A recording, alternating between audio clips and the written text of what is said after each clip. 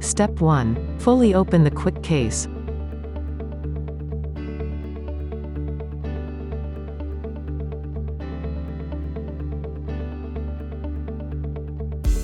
Make sure that the Velcro on the bag and on the bottom side of the AutoPulse is in good condition.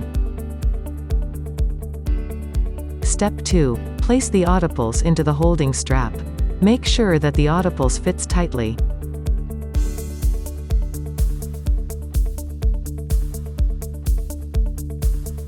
Step 3. Place the AutoPulse LifeBand and patient waist strap on the AutoPulse platform.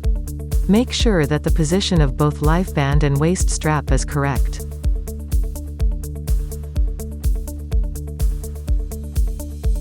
Step 4. Pull the gray part of the quick case from the bottom to the top.